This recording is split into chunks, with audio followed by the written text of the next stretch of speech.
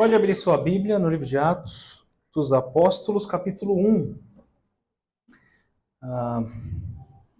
Nós temos refletido no livro de Atos nesses últimos domingos e refletimos até agora no capítulo 1 e hoje terminaremos o capítulo 1. Nós vamos meditar hoje, vamos estudar o capítulo 1 do livro de Atos a partir do verso 12 até o final do capítulo. Pedi para o Daniel colocar a apresentação. Enquanto isso, nós faremos a leitura da palavra de Deus. Peço que me acompanhe. Atos 1, verso 12 até o final do capítulo. O texto diz o seguinte: Então os apóstolos voltaram do Monte das Oliveiras para Jerusalém. A distância até a cidade é de cerca de 1 quilômetro. Quando entraram na cidade, subiram para o cenáculo, onde se reuniam Pedro, João, Tiago, André, Filipe, Tomé, Bartolomeu, Mateus, Tiago, filho de Alfeu, Simão o Zelote, Judas, filho de Tiago. Todos estes perseveravam unânimes em oração com as mulheres, com Maria, mãe de Jesus, e com os irmãos dele. Naqueles dias, Pedro se levantou no meio dos irmãos, que formavam um grupo de mais ou menos 120 pessoas, e disse: Irmãos, era necessário que se cumprisse a Escritura que o Espírito Santo predisse pela boca de Davi a respeito de Judas, que foi o guia daqueles que prenderam Jesus. Ele era um dos nossos e teve parte nesse ministério. Ora, este homem adquiriu um campo com o preço da iniquidade e, caindo de cabeça, rompeu-se pelo meio e todos os seus intestinos se derramaram. Isso chegou ao conhecimento de todos os moradores de Jerusalém, de maneira que em sua própria língua este campo era chamado Aceldama, isto é, campo de sangue. E Pedro continuou: Porque está escrito no livro dos Salmos: Fique deserta a sua morada e não haja quem nela habite. E que outro tome o seu encargo. Portanto, é necessário que dos homens que nos acompanharam todo o tempo em que o Senhor Jesus andou entre nós, começando no batismo de João até o dia em que foi tirado do nosso meio e levado às alturas, um destes se torne testemunha conosco da sua ressurreição. Então propuseram 2, José, chamado Barsabás, também conhecido como Justo, e Matias. E orando, disseram: Tu, Senhor, que conheces o coração de todos, revela-nos qual dos dois escolheste, para preencher a vaga neste ministério e apostolado, do qual Judas se desviou, indo para o seu próprio lugar. Depois fizeram um sorteio, e a sorte caiu sobre Matias, que foi acrescentado ao grupo dos 11 apóstolos. Vamos orar, pedindo o direcionamento do Senhor para esse momento. Senhor Deus, nós pedimos, ó Pai, que o Senhor esteja me guiando ao falar agora, que eu possa ser fiel à sua palavra, nos ensinamentos da sua palavra, e que os nossos corações estejam abertos, ó Deus, para os teus ensinamentos retirados deste texto, dessa história. É o que nós pedimos, em nome de Jesus, amém. O título da nossa reflexão de hoje é esse: Vivendo hoje a igreja de amanhã. E aí já é esquisito, né? Como é que vive hoje amanhã? É estranho. Parece até o título desse filme, De Volta para o Futuro, né? Como é que dá para ir de volta para o futuro, se o futuro é futuro e de volta é passado? É estranho, né? Confuso. Mas a gente vai entender isso. Porque esse trecho do livro de Atos, embora contenha uma decisão muito importante, normalmente bastante às vezes discutida, sobre a morte de Judas, sobre o relato da morte de Judas aqui, o relato da morte de Judas em Mateus, no Evangelho de Mateus, e também a decisão do 12º apóstolo, já que uma vaga ficou em aberto, né? Por causa da morte de Judas e do seu pecado. Nós temos aqui um outro ensinamento, e parece que a intenção de Judas, com esse trecho, além de apresentar esses relatos, é mostrar para nós que antes da igreja ser inaugurada, a partir do capítulo 2, que nós inclusive estamos chegando, né? era mostrar como aquela comunidade, como aquelas pessoas que Jesus tinha acabado de subir, aquelas pessoas ficaram ali, os apóstolos e os outros, né, que conheciam a Jesus, o ministério de Jesus, que aquelas pessoas já estavam vivendo algumas coisas, alguns benefícios que a igreja viveria a partir da sua inauguração. Por isso, o título é Vivendo Hoje, a Igreja de Amanhã. Nós veremos que eles estavam vivendo alguns elementos que fariam parte da igreja, fariam parte do cotidiano da igreja que nós vivemos até hoje. É isso que nós veremos. Nós veremos como se fosse uma sessão de spoiler, né? Um adiantamento. O povo ia ficar bravo com o Lucas, né? Ô Lucas, você está contando aí parte da história, né, que vai ser lá na frente. Pois é como se fosse um spoiler. Mas mais importante do que isso, talvez seja perguntar para o texto, perguntar para Lucas, se nós pudéssemos, né? Perguntar como que isso é possível. Como é possível uma comunidade anterior à igreja, já que a igreja é inaugurada no capítulo 2, viver benefícios ou parte dos benefícios que a igreja viria a usufruir, inclusive com a chegada do Espírito. Como isso é possível? E nós veremos que tem uma palavrinha-chave para isso, que é a palavra propósito. Nós veremos que o propósito de eles estarem nesse cenário, neste contexto que a história narrou para nós, envolve um propósito e esse propósito faz toda a diferença. É isso que nós veremos hoje. E logo de cara nós temos um cenário favorável. Porque se nós olhamos para os versos anteriores, que nós inclusive refletimos nos domingos anteriores, nós lemos que Jesus ele deu orientações, né, aos seus discípulos, que seriam, inclusive deu uma missão, né, eles seriam testemunhas da ressurreição de Jesus. E Jesus sobe ao céu. Só que antes de subir ao céu, ele falou, vocês vão para Jerusalém, né? Vocês vão para Jerusalém e esperem em Jerusalém até o Espírito chegar. Então ele deu uma tarefa, né? Espera lá, além da missão de ser testemunha. E os discípulos começam obedecendo, olha só. O verso 12 nos diz que os apóstolos voltaram do Monte das Oliveiras, onde Jesus subiu aos céus, para Jerusalém. Então já começou bem. O cenário aqui é favorável. É um cenário de obediência, né? Os discípulos, os apóstolos que estavam presentes no momento da ascensão de Jesus, obedeceram e voltaram para Jerusalém. E nós temos uma informação ainda, de que a distância até a cidade é de cerca de 1 quilômetro. Então eles foram caminhando ali até a cidade de Jerusalém. O texto continua nos dizendo, versos 13 e 14, que quando eles entraram na cidade, eles foram para um cenáculo, uma sala, onde se reuniam os 11 apóstolos, né? Lucas faz questão de colocar 11, porque falta um. Falta um. E esse problema vai ser resolvido, né, no final desse trecho. Mas está faltando um. Só que ele acrescenta um grupo. Ele diz assim, no final do versículo, todos estes perseveravam unânimes em oração com as mulheres, com Maria, mãe de Jesus, e com os irmãos de Jesus.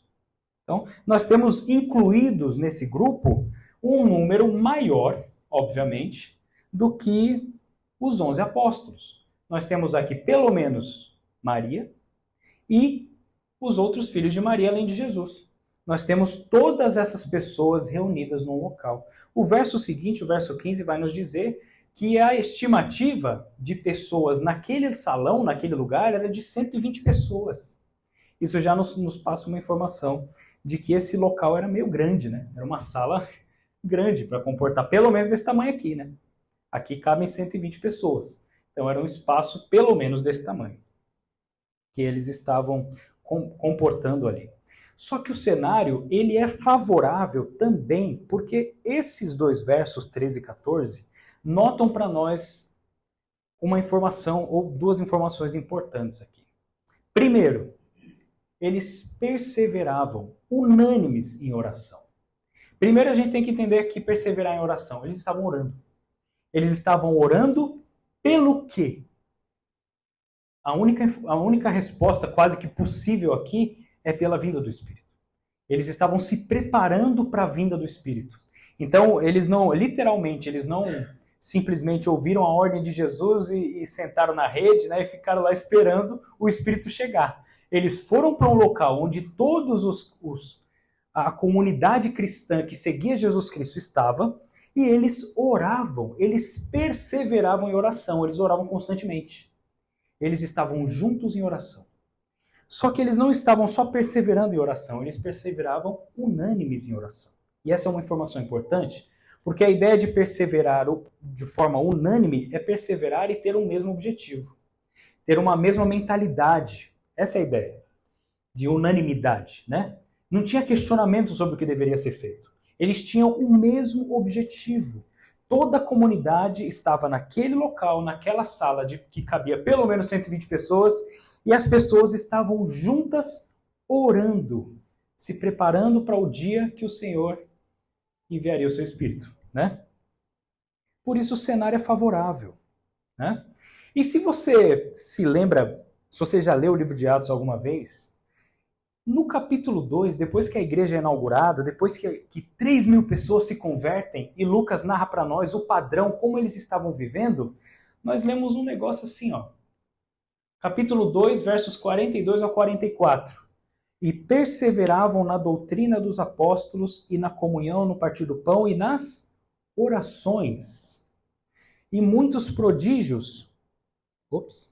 E nas orações. Em cada alma havia temor, e muitos prodígios e sinais eram feitos por meio dos apóstolos. Todos os que criam estavam juntos e tinham tudo em comum. Que coisa, né? Aquela comunidade, antes da inauguração da igreja, já estava vivendo algo que a igreja viveria. Que coisa interessante. É um cenário favorável, um cenário de obediência ao Senhor. Só que aí, irmãos, a partir do versículo 15, o Pedro se levantou. E aí ele levanta uma questão, né? E como toda boa história, né? Sempre tem um problema, uma questão a ser resolvida, um drama, né? Uma questão a ser resolvida. O Pedro se levanta e levanta um problema, uma questão que tinha que ser resolvida pela comunidade. Naqueles dias, Pedro se levantou no meio dos irmãos, que formavam um grupo de mais ou menos 120 pessoas, e disse: Irmãos, era necessário que se cumprisse a Escritura, que o Espírito Santo predisse pela boca de Davi a respeito de Judas, que foi o guia daqueles que prenderam Jesus. Ele era um dos nossos e teve parte nesse ministério. Ele teve parte, ele serviu, mas ele pecou. Ele falhou, ele cometeu algo, ele traiu o Senhor, né? E nós veremos mais para frente, esse erro de Judas teve consequências e consequências graves. Mas veja que o que o Pedro está dizendo aqui é importante. Havia de se cumprir, era necessário que se cumprisse o que a Escritura, e olha só os detalhes, que o Espírito Santo predisse pela boca de Davi. Né? Havia de se cumprir o que a Escritura um dia já disse, com relação a Judas, o traidor. Que coisa, né? E aí, antes de falar qual parte da Escritura que tem essa predição, antes de falar isso, o Pedro ele traz algumas outras informações que dizem respeito à consequência do seu erro. Nos versos 19 e 18, nós temos Pedro, a continuidade da fala de Pedro. Ora, este homem, Judas, adquiriu um campo com o preço da iniquidade, ou seja, o preço que ele vendeu, né, a informação para que os homens prendessem Jesus, e caindo de cabeça, rompeu-se pelo meio. E aí tem que ter estômago, né? Não dá para imaginar isso aqui. E todos os seus intestinos se derramaram. Por que será que ele está dando tantos detalhes? Isso chegou ao conhecimento de todos os moradores de Jerusalém, de maneira que em sua própria língua esse campo era chamado Aceldama, isto é, campo de sangue. E sabe o que é interessante? Que lá no Evangelho de Mateus, a narrativa da morte de Judas, ela é um pouco diferente, né? Até um pouco encurtada. Quando a gente vai lá para o Evangelho de Mateus, no capítulo 27, nós temos essa narrativa e muita gente às vezes até questiona por que as narrativas são diferentes, né? Por que as narrativas são diferentes?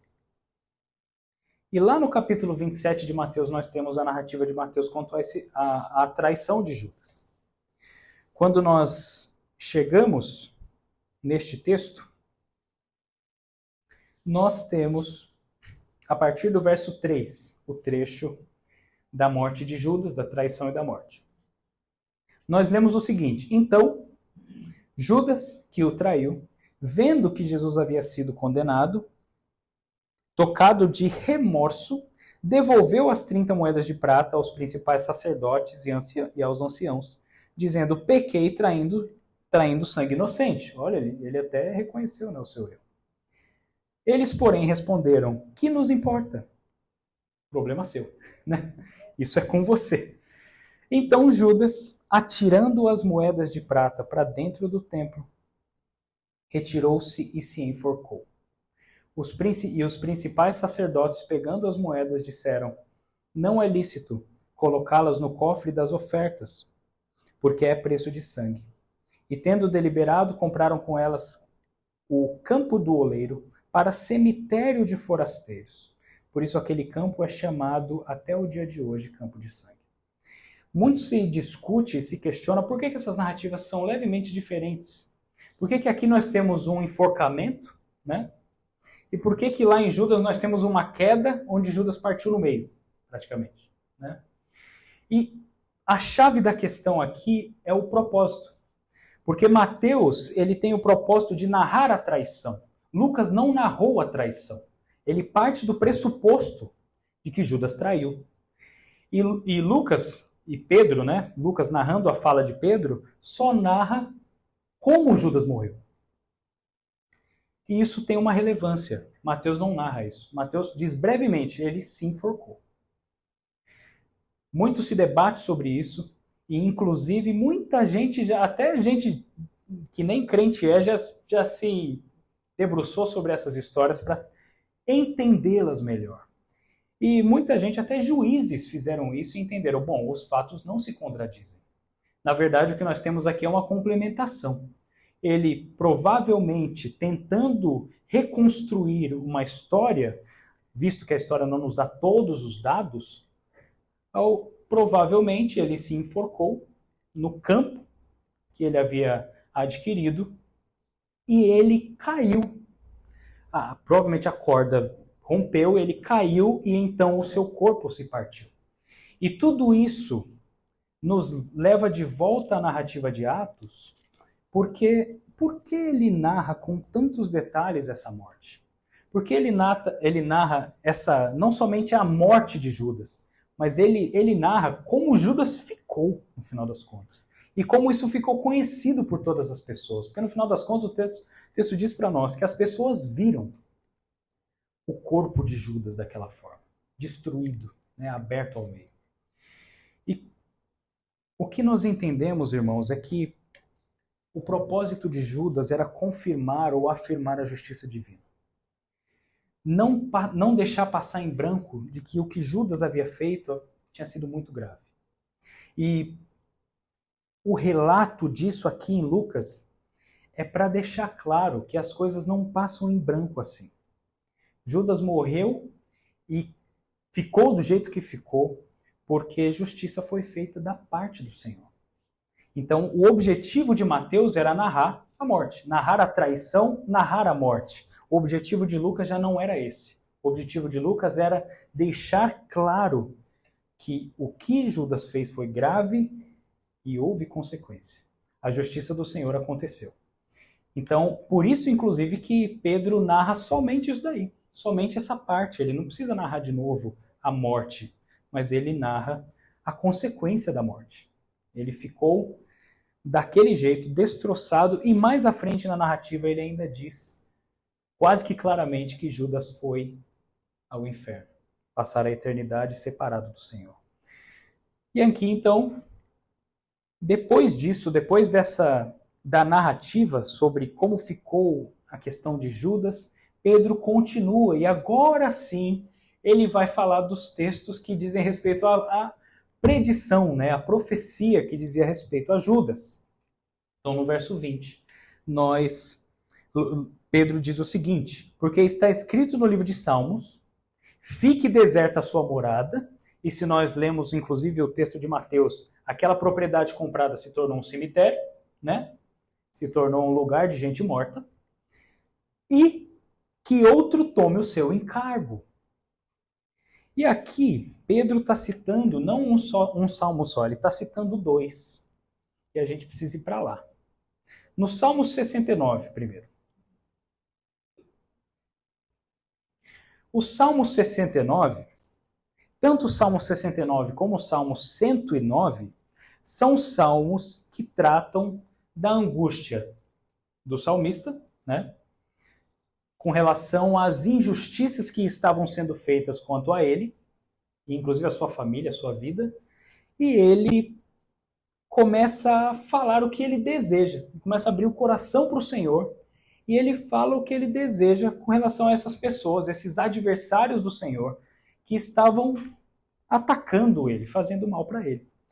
Vamos ler ali os versículos 22 até o 26 do Salmo 69.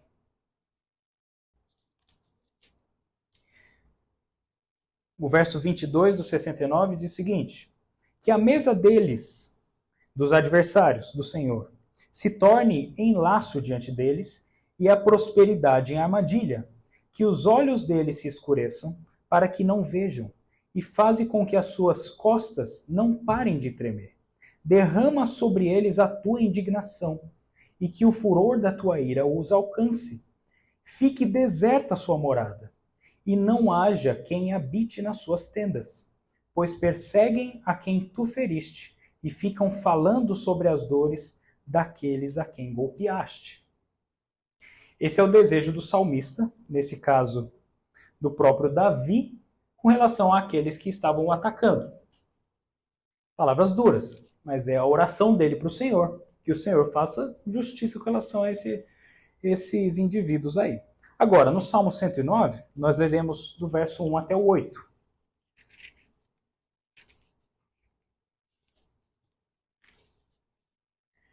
O Salmo 109, outro salmo de Davi, Davi ora o seguinte: ó Deus do meu louvor, não te cales, pois contra mim se abriram lábios maldosos e fraudulentos. Com língua mentirosa falam contra mim. Cercam-me com palavras odiosas e me atacam sem motivo. Em paga do meu amor, me hostilizam. Eu, porém, oro. Pagaram-me o bem com o mal, o amor com o ódio. Suscita contra ele um ímpio, e que à sua direita esteja um acusador.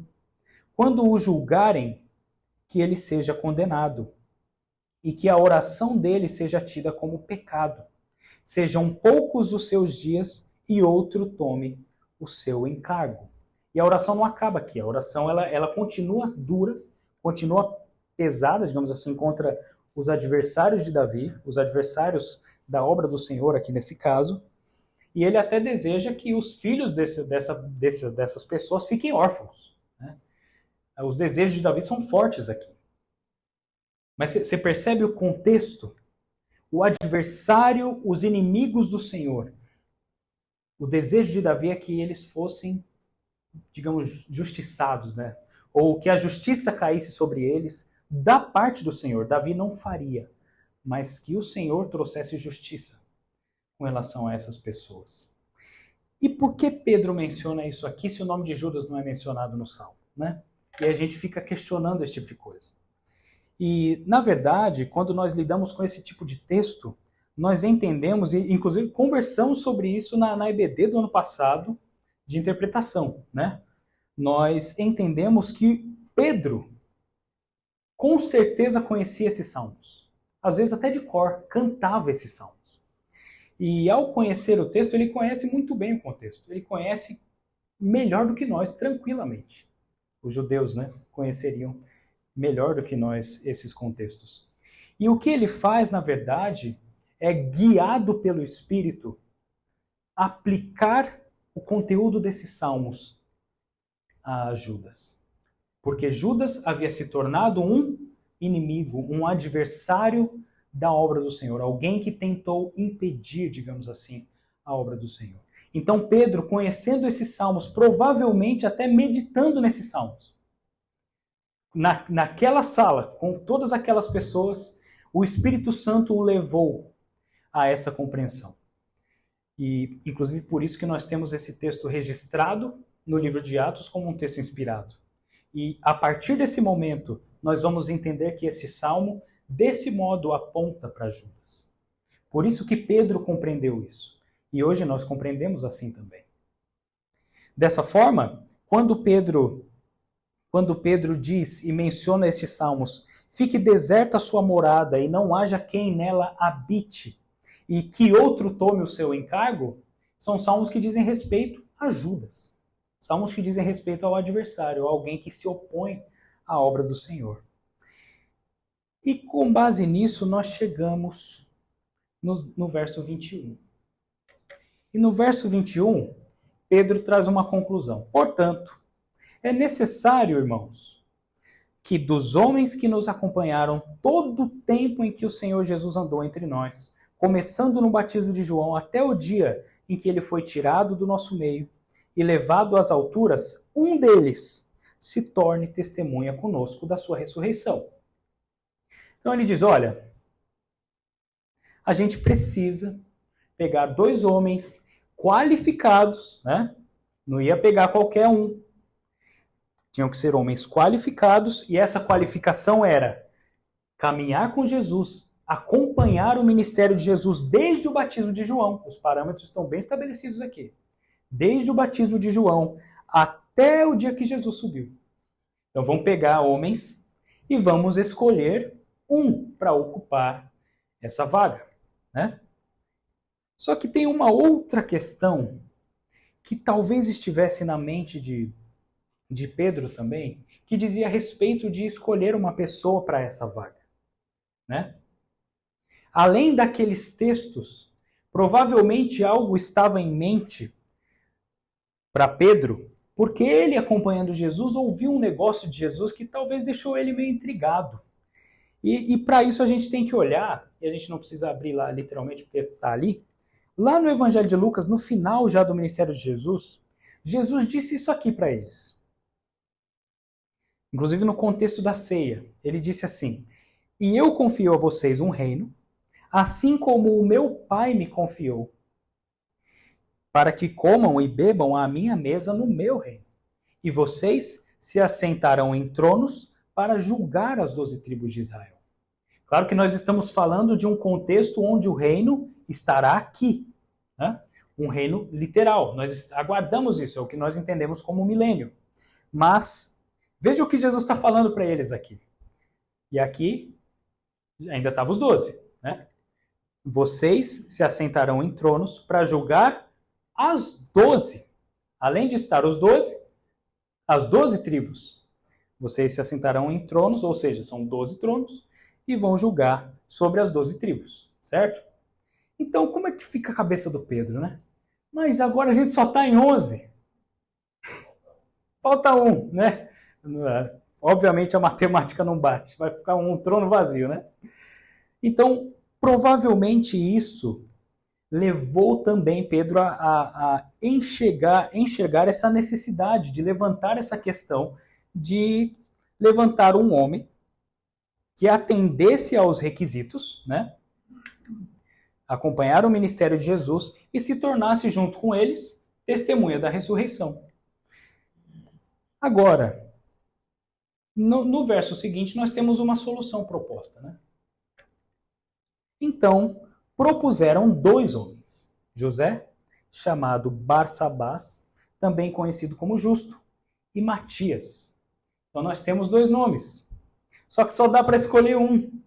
Como é que vai escolher? Vai fazer assembleia, né? Vai fazer assembleia. Só que olha que interessante. Depois que a solução é proposta, eles fazem uma oração. E eles dizem o seguinte: Tu, Senhor, que conheces o coração de todos, inclusive, né, vamos adicionar um parênteses aqui, inclusive desses dois servos, revela-nos qual dos dois escolheste para preencher a vaga neste ministério e apostolado, do qual Judas se desviou, indo para o seu próprio lugar. E aqui está aquela clara sugestão de que ele não estaria com eles, desfrutando da presença do Senhor, né? Embora não fale diretamente, está meio claro aqui. Mas veja a oração deles. Senhor, tu conheces o coração de todos. Tu conheces o coração de todos, então revela-nos. Nos mostra quem o Senhor escolheu para essa vaga. E o que eles fazem é um sorteio. E é irônico, né? É irônico. Mas eles fazem um sorteio. Depois fizeram um sorteio e a sorte caiu sobre Matias. E ele foi acrescentado ao grupo dos 11. Curiosa, né? Essa solução. A gente dá risada, né? Mas é porque a gente não está acostumado com o contexto deles. O povo de Israel fazia isso muito. Inclusive, em momentos chaves do povo, eles fizeram sorteio. Mas por que eles faziam tanto sorteio? Não é porque eles estavam com preguiça. Isso a gente sabe. Sabe por quê? Porque a base do povo israelita, nestes momentos, é essa aqui. A compreensão do povo de Israel com relação à sorte, ela não é como a nossa. É loteria e é isso aí, né? A compreensão é essa. Provérbios 16, 33. Para fazer um sorteio, são lançados os dados, ou tem outras traduções para isso também. Mas toda decisão procede do Senhor. Eles criam, mas criam piamente, e por isso eles fizeram isso. Eles tinham consciência da importância da decisão. Tanto que eles estabeleceram os requisitos, né? Não pode ser qualquer, vamos puxar um maluco aqui da esquina e vamos botar ele lá para preencher a vaga. Não é assim. Eles tinham compreensão e eles recorrem ao melhor recurso que eles tinham. Porque eles compreendiam que no momento que se lança sortes, a decisão é do Senhor. Eles não discutiriam, não bateriam boca, eles simplesmente lançariam sorte e eles confiavam que o Senhor já havia decidido. Então, o que saísse ali era a decisão do Senhor. Não era simplesmente sorte, loteria, né? Não era preguiça da parte deles de pensar e tudo isso. Não. Envolvia a teologia deles mesmo, a compreensão deles sobre como Deus trabalhava no meio do povo, inclusive. Então, esse é o sorteio para eles. O sorteio para eles é a decisão do Senhor. Não sou eu, Pedro, não é você, João, não é você, Tiago, que vai decidir isso aí, cara. É o Senhor. Porque a parada é séria. E eles lançam sortes. Por isso que eles lançam sortes, né? Eles lançaram sortes e a sorte caiu sobre Matias. Esse negócio de lançar sortes leva muitas pessoas a entenderem que a decisão deles foi equivocada. Talvez você já tenha até ouvido isso. Que a decisão por Matias foi uma decisão equivocada, até porque mais para frente surgiria o apóstolo Paulo. O apóstolo aos gentios. Mas, irmãos, faria sentido se o texto sugerisse para nós que isso era negativo. Mas em momento algum nós temos uma sugestão de algo negativo aqui. A única coisa, num sentido negativo, que foi trazida aqui foi com relação a Judas. A consequência do pecado dele. Com relação ao grupo que estava ali, em oração, perseverando e tomando as medidas para essa questão, nada de negativo é colocado aqui. Por isso nós compreendemos que o Senhor guiou tudo isso aqui. E a decisão foi acertada. o 12º apóstolo é Matias. Ele assumiu esse posto. E nós temos então um cenário, né, que continua favorável. Que agora os discípulos, ou o número dos apóstolos, que era 11, volta a ser 12. E tudo fica ok. Tudo fica bem. Né? Então vamos resumir tudo isso aqui. Esse é um trechinho um pouco maior do que o que nós vimos nas semanas passadas. Então vamos resumi-la. Primeiro, a comunidade cristã estava reunida com o mesmo propósito, como nós mencionamos aqui, e ela perseverava em oração, tendo em vista esse propósito. A ordem de Jesus tinha sido: vão para Jerusalém e esperem pelo Espírito. Né? Esse é o objetivo, esse é o propósito que os fazia estar ali, em oração e falando sobre o que eles estavam falando. Agora, uma questão se levanta a partir do verso 15. Uma questão surge, Pedro levanta essa questão e eles precisavam então resolver essa questão. Né? Como toda boa história, surge um drama que no final se resolve. Depois a comunidade reconhece que depende do Senhor e busca o Senhor para que a solução seja correta. Não é isso que eles fizeram? Na oração deles, eles falaram: tu, Senhor, que conhece os corações aqui, tu, revela-nos quem é que vai assumir essa posição. Eles reconhecem a dependência deles do Senhor e eles buscam o Senhor em oração mais uma vez.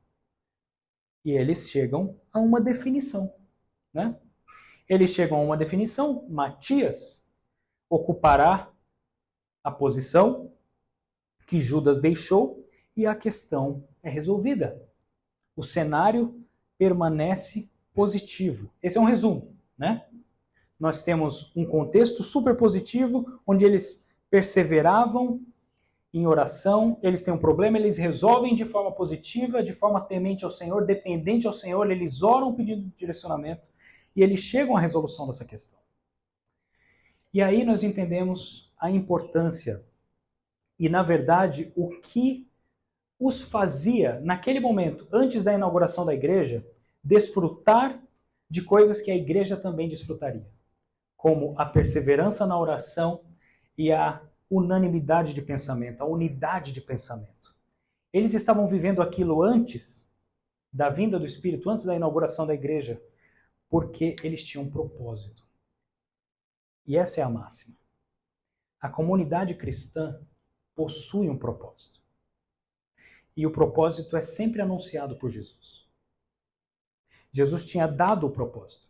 Vocês vão lá e vão esperar pelo Espírito. Esse era o propósito deles. Era o objetivo. Nós vamos lá e vamos obedecer o Mestre. Nós vamos aguardar o Espírito. Não vamos ficar com as pernas para o ar esperando, parados. Nós vamos orar, vamos pedir ao Senhor que o Espírito venha, que nós estejamos prontos para esse momento. Nós vamos orar e não vamos só orar. Nós oraremos juntos, com o mesmo objetivo, a comunidade com o mesmo objetivo. Nós vamos fazer isso. O propósito faz toda a diferença. Se eles não tivessem um propósito, dificilmente eles estariam ali. Dificilmente eles estariam reunidos em um só lugar, com a mesma intenção e orando, todos juntos. Dificilmente. Mas como existe um propósito, eles estavam. E o Senhor os permitiu usufruir de bênçãos que a igreja usufruía antes da igreja ser inaugurada. Eles estavam vivendo a igreja antes dela existir.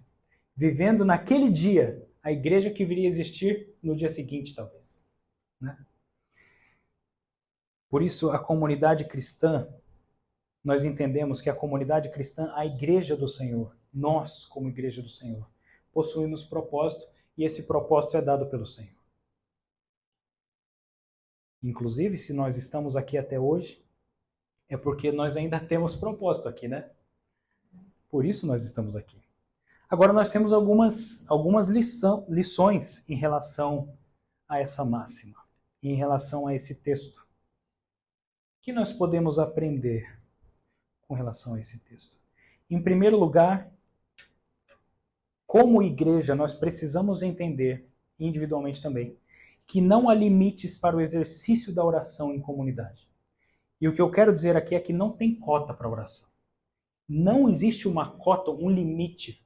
Ah, hoje eu já orei, hoje nós aqui já oramos, fizemos 3 orações aí no tempo de oração, então eu vou chegar em casa e vou dormir, não preciso mais orar. Não tem isso. Não tem cota. Não tem cota. As escrituras não estabelecem para nós cota. Você vai orar, igual Daniel, 3 vezes ao dia. Não tem esse limite. Era a prática de Daniel. E era bom. E nós vamos desenvolver as nossas práticas, mas não tem limite. Não tem um limite de piedade, onde nós, nossa, eu oro X vezes, eu sou mais piedoso que você. Isso não existe. Não há limites, irmãos, para o exercício da oração. Se nós estamos orando pela nossa situação aqui hoje, em busca de um novo local e tudo mais, nós vamos orar o tempo todo. E nós não vamos parar de orar. E não vamos parar de orar até quando o Senhor conceder. Não vamos parar. Quem disse que a gente pode parar? Não tem cota, não tem limite. Não tem limite para isso. O que esse texto nos ensina é que eles perseveravam em oração naquele contexto juntos e no momento da decisão eles também oraram. E quantas orações eles não fizeram e continuavam fazendo? Inclusive o texto segue dizendo, depois da inauguração da igreja, lá no capítulo 2, como nós lemos aqui, eles perseveravam no partir do pão, na comunhão e nas orações. A oração faz parte da igreja e não há limite para isso. Não há cota. E essa é uma ferramenta, como o pastor tem enfatizado para nós. É uma ferramenta que nós precisamos fazer uso. Livremente. Não há limite. Se o Senhor tivesse falado assim, você vai poder orar 5 vezes, eu estou te ouvindo 5 vezes no dia.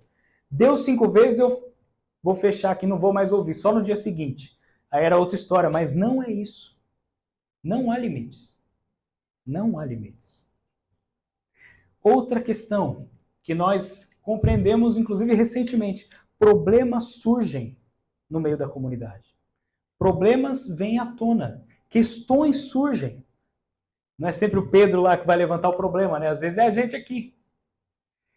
E elas devem ser resolvidas na dependência do Espírito. Sabe o que é interessante?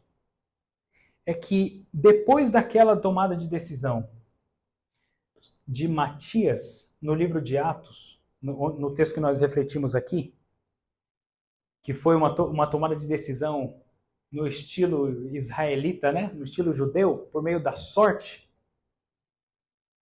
não tem mais isso depois. O Novo Testamento não narra mais para nós eles tomando decisões com base no sorteio, com base em sorte. Não significa que eles não acreditavam mais, que a igreja não acredita mais que o Senhor está guiando. Mas agora a dependência é do Espírito. Naquele momento o Espírito ainda não havia descido para capacitá-los para a missão. Hoje já desceu. Nós somos habitados pelo Espírito. Né? Estava falando sobre isso, estava inclusive falando sobre isso na EBD. Né? Nós somos habitados pelo Espírito e nós somos capacitados pelo Espírito a lidar inclusive com essas questões. Por isso, os problemas que surgem na nossa comunidade, como nós sabemos que surgem, elas devem ser resolvidas na dependência do Senhor. Não dá para chegar sem ter pensado no assunto, sem ter orado ao Senhor sobre o assunto, sem ter buscado a sabedoria do Senhor sobre o assunto e simplesmente querer tomar uma decisão. Provavelmente vai estar errado. Às vezes a gente acerta, né? Mesmo com essas falhas. A gente acerta e a gente pensa que vai ficar tudo bem. Mas vai chegar o dia onde a decisão vai ser equivocada e vai ter as consequências, naturalmente. A gente pode tomar 2 ou 3 escolhas corretas aí, sem depender do Senhor, sem buscar ao Senhor. Mas um dia a gente vai errar e aí a gente vai entender que nós dependemos do Espírito para tomar as nossas decisões. Tanto como comunidade, como nas nossas vidas individualmente. Aqui na igreja, nós tomamos decisões, né? Tem a assembleia, inclusive, o livro de Atos não menciona mais sortes, né, a partir desse momento, mas menciona a assembleia, menciona concílio, né? E quem participava do concílio, lá de Jerusalém, por exemplo, Era toda a igreja, os apóstolos, Tiago, o meio-irmão de Jesus, pastor da igreja de Jerusalém. A igreja estava envolvida na tomada de decisões. Por quê? Porque o Espírito os capacitava para isso. Não há mais necessidade de recorrer à sorte. Agora nós recorremos à dependência do Espírito. Agora tem uma outra lição também. A justiça do Senhor, ela sempre é realizada.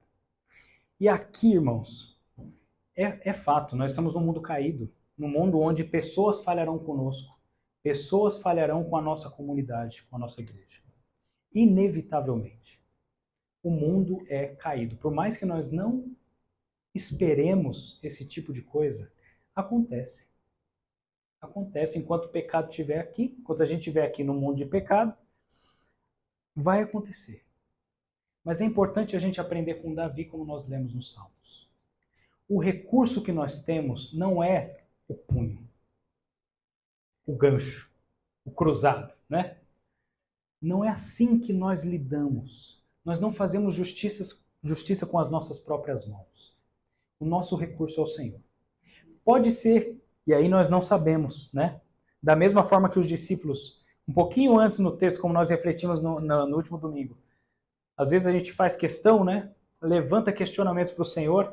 Pode ser que o Senhor fale assim, não vou te responder. O Senhor só fica em silêncio. Pode ser que a gente tenha sido injustiçado e a gente não saiba quando o Senhor vai fazer justiça. Pode ser breve, pode ser depois, pode ser sabe lá quando. Mas uma coisa nós temos certeza. No juízo final, todas as pessoas estarão diante do Senhor.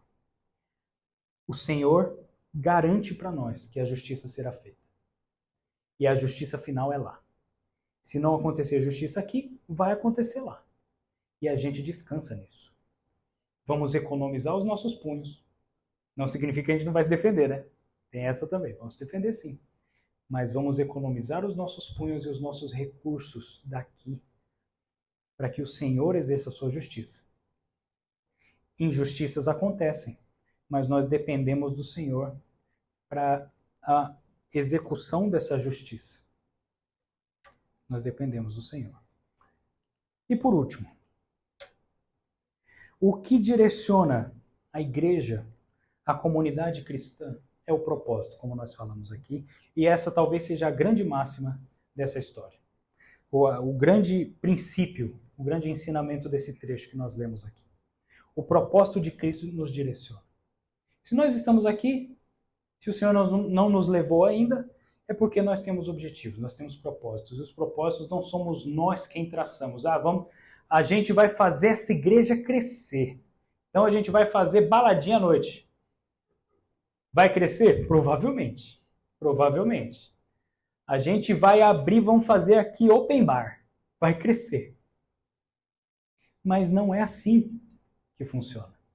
Nós não estabelecemos nem o propósito e nem os meios. O Senhor estabelece. O Senhor nos concede por meio das Escrituras. E Ele nos diz, se vocês estão aí é porque vocês têm uma missão. A missão dada para os apóstolos é transportada ou passada para nós também. Por isso, a nossa missão é a missão que Cristo nos deu. A missão de sermos testemunhas. Essa é a nossa missão. É por isso que nós estamos aqui. Por isso que nós estamos aqui e nós vamos ficar aqui até o Senhor nos levar. É o nosso propósito. O nosso propósito também como igreja, e isso será apresentado no decorrer do livro de Atos e no decorrer do Novo Testamento, é edificar pessoas. Se a pessoa entra como resultado da missão para o corpo de Cristo, ela recebe o Espírito, ela é um bebê na fé. Nós precisamos, como igreja, trabalhar para a edificação dessa pessoa. É nosso propósito estabelecido pelo Senhor nas Escrituras. É assim que nós trabalhamos. Nós evitamos o pecado, nós evitamos aquilo que desagrada ao Senhor. Ele estabeleceu o modo. Não somos nós. Nós vivemos o propósito conforme o Senhor nos estabeleceu, conforme o Senhor nos passou. E é assim que nós vamos até o fim. Se nós temos um propósito, se a igreja tem um propósito, não só aqui no Brasil, mas no resto do mundo, e até quando o Senhor quiser, esse propósito é dado por Jesus e nós vamos vivê-lo até o fim. São essas as lições que nós aprendemos por meio de um texto que narra para nós uma história de um povo que viveu naquele dia, naquele momento, um pouquinho da igreja, que viria a ser estabelecida e que, inclusive, nas próximas mensagens, nós veremos a inauguração dela.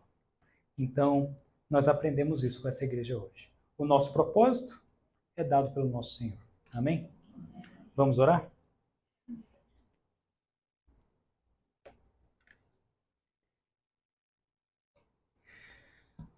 Senhor, nós agradecemos porque a Tua palavra nos ensina, a Tua palavra nos exorta e ela literalmente nos guia. Ela nos guia sobre o que nós devemos fazer e até quando devemos fazer e nos mostra o propósito pelo qual estamos aqui. Nós queremos agradecer porque o Senhor não nos deixou desprovidos, ó Deus, de propósito aqui. O Senhor nos deu uma missão e espera e nos capacita para realizar essa missão. O nosso desejo é que o Senhor continue falando conosco por meio do livro de Atos, por meio da sua palavra, para que nós possamos continuar insistentemente realizando a missão que o Senhor nos deu para realizar, visto que esse é o nosso propósito. É o nosso pedido e aí nós pedimos que o Senhor esteja nos ajudando sempre, a partir de hoje, ajustar o que nós precisamos para o nosso dia a dia, para que possamos viver o teu propósito. É o que pedimos, em nome de Jesus. Amém.